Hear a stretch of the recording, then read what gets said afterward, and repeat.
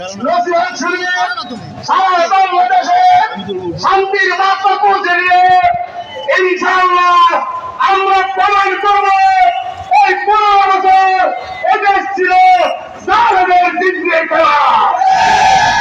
আমরা ছাত্র সমাজের মাধ্যমে ছাত্র ভাইদের মাধ্যমে আমরা 15 বছরের চিত্রের খেলাকে ছিন্ন ভিন্ন করে এই বাংলাদেশ আমরা আবার স্বাধীন করেছি।